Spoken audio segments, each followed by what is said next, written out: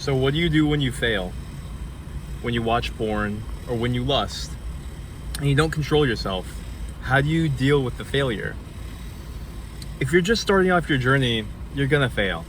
So you have to understand how to deal with it so that you don't fall back into this downward spiral of self-loathing, negativity, hopelessness, in the double transgression theory, which is actually, I got that title from Curb Your Enthusiasm, Larry David. I forgot where he did the transgression, but it's the feeling when you do something wrong that you kind of enjoy, that you do enjoy, and that you might as well just do it a second, third, and fourth time because you already failed and you already have the core amount of guilt punishment that you're feeling. So if you binge on ice cream and you feel bad, might as well do it again tomorrow, or might as well do it again for lunch or for dinner because why not? You have the momentum. It's like when you watch porn and you're like, fuck, I just watched porn and I said that I wouldn't for a week or a month, and then an hour goes by and you're like, well, fuck it, I already failed, might as well enjoy this whole day of jacking off. Where you think that that's actually a legitimate it's not actually legitimate. It's kind of like a crack addict being like, well, fuck, well, I smoked crack today, might as well smoke 5 joints, or however you measure crack. I've never done it, so I don't know how to measure it. Nickels, let's do more nickels. Probably not the correct measurement. You know what I mean? So, it's actually not, it's still bad for you to keep on going and to keep on stacking it. I used to do it, is why I'm saying. Because it builds the addiction more and more, and it actually depletes you more and more. So how do you manage failure? How do you come back from it is really what we care about. How do we come back from the failure of relapsing? You basically have to understand, first of all, accept it and surrender to your failure. Not as you're doing it, but if you've already failed, just calm down, stop the cycle of self-hatred and the stacking emotions of guilt and hopelessness. If you have that happening, you have to understand how to cut that off and not stack those emotions, because then you'll be sad that you're sad, and then you'll be ashamed, and then you'll be sad that you're ashamed, and you'll just be in this vortex of hopelessness, and you'll feel yourself getting more and more depressed, sinking lower and lower. So you have to understand how to cut that off and prevent that from happening. You can't let yourself sink down. You have to reframe it as the jiu-jitsu master, or the my jiu-jitsu rival just dominated me. Lesson learned. What's the lesson here? That's the reframe. That's the reframe, okay? It's not that you should expect the failure, but also don't be extremely surprised if you're not absolutely perfect. And what I mean by this too is even thinking about porn. That's where I'm at, where I'll even catch myself thinking about it, or I see a girl, and if I even let myself think about it, I consider that a failure. Well, it's funny because I don't think of it in terms of success and failure. I think of it in terms of how much I'm winning. The ultimate win is that I'm able to keep Christ consciousness. And I know some of you hate it that I'm talking all religious. This isn't about religion, okay? That's a metaphor. Well, not necessarily in my experience, but it's just, understand it like you're keeping your mind exactly how you want it to be. In the most pleasant, in the most self-control, in the most holy, in the most appropriate for life to produce state. High consciousness. Because when you know that lust is going to bring you away from your focus and your goals, let's say you have a girlfriend, lusting after another girl, that's going to bring you away from your deeper goals. Your animalistic cravings to just be a pig is to lust after everything and fuck everything. But if you have higher aspirations, like keeping a good girlfriend-boyfriend relationship, keeping your marriage together, you know, the things that actually create a good world, maintaining your energy and your vitality so that you can focus, maintaining a proper employee-employer relationship, client-employer, client-business person relationship. You have to maintain these higher values, and if you let the lust infringe on them, you're winning less. So that's a good reframe too. Remember, it's not about where did I fail, it's about how much am I able to win today. And I literally see it like that. It's no benefit to you to look at it like there's sin. There's no sin. It's just some things are less of a win, and some things do take away your life energy. And so that's what sin means to me, something that takes away your life energy. It's not about morality. If you want to drain your life energy, go right ahead. There's nothing wrong with it. It's just a figure of speech.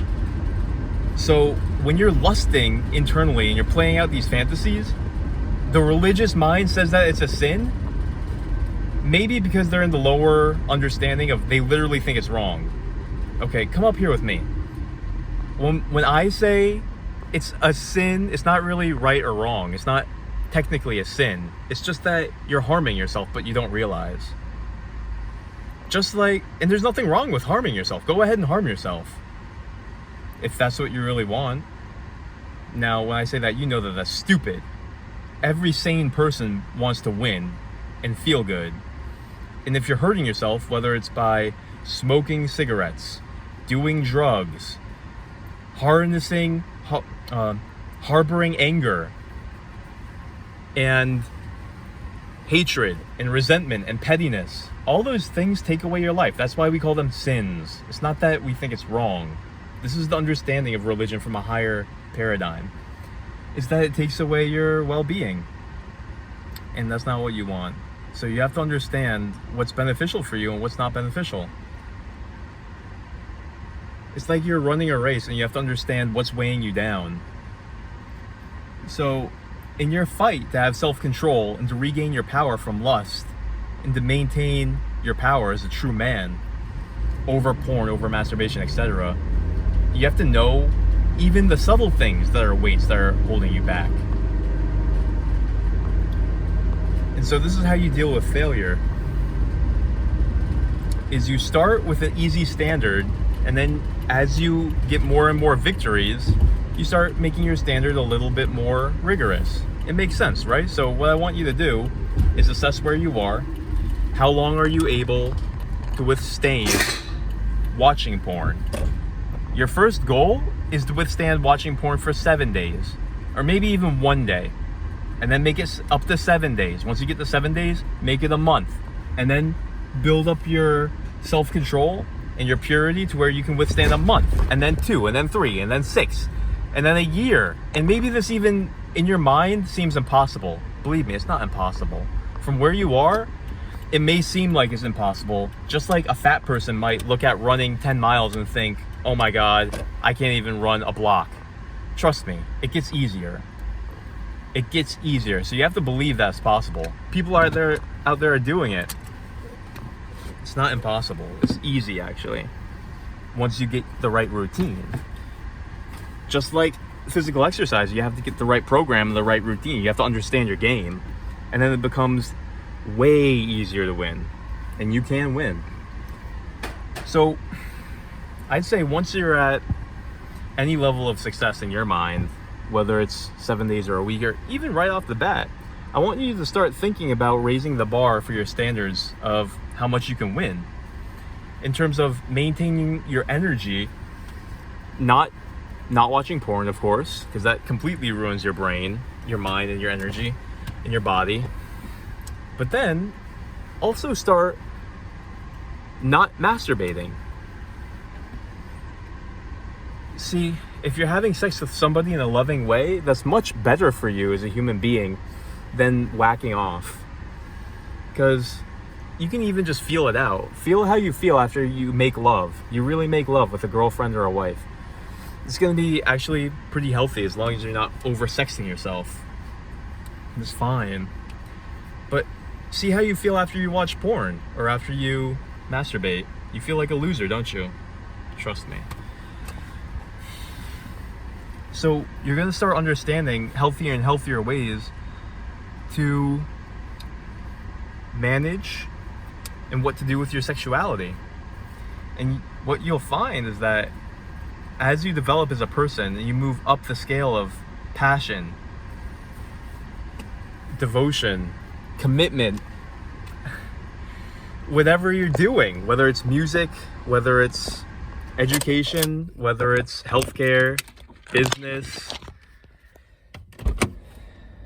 the more passion you're able to build, and interest and involvement and unity, the more you'll feel yourself able to transmute your energy, which is your sex energy, into these other arenas. And you'll feel more and more self-control to where even your thoughts, you'll want to regulate them. You'll want to harness them towards a conscious sphere of love, whether that's the deeper love making with your wife and girlfriend, or whether that's a deeper love making with your business, with your friends, or with just digging into understanding the world and your life.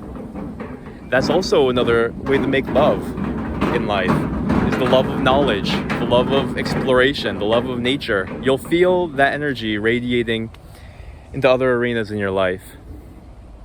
So remember, we're at Lowe's, we're gonna return some stuff, work on the house. Remember, if you don't live up to your standards, get up and try again, and never despair, because a saint is just a sinner who never gave up. Monk MT, signing out. Winners. Winner circle. Winner circle. That's us.